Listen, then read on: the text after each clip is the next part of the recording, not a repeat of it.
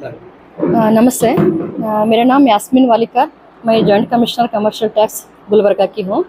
हम लोगों ने कल एक टैक्स पेयर को अरेस्ट किया है। उसका जुर्म ये था कि वो उसने इकोनॉमिक ऑफेंस किया था। वो अपने नाम से और अपने भाई के नाम से और अपनी माँ के नाम से और अपने चाइल्डहुड फ्रेंड्स के नाम से जीएसटी रजिस्ट्रेशन लेके फेक बिल्स को वो क्रिएट करके लोगों को वो है ना सप्लाई करता था without movement of goods, without supply of goods. वो लोगों को सिर्फ बिल पास ऑन करता था।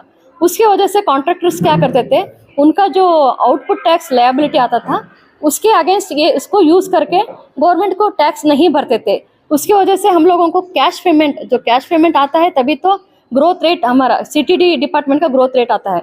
उसकी वजह से ग्रोथ रेट भी कम हो गया था। इसलिए हम लोग कॉन्ट्रैक्टर्स का इंस्पेक्शन करने के बाद हम लोगों को पता चला कि वो एक ही पर्सन है जो जहाँ से वो इनपुट टैक्स लेते थे और अपने आउटवर्ड टैक्स लायबिलिटी के अगेंस्ट सेटअप करते थे।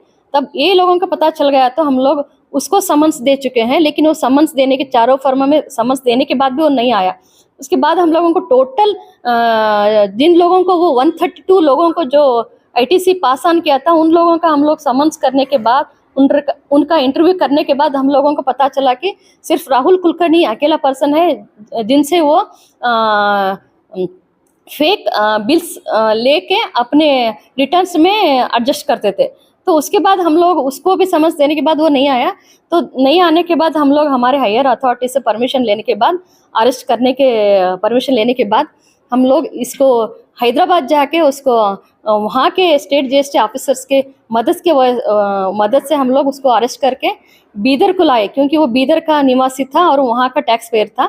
तो वहाँ पे हम लोग उसको जुडिशियल कस्टडी में दे चुके हैं। तो कल उसको 2 वीक्स तक जुडिशियल कस्टडी में ले चुके हैं।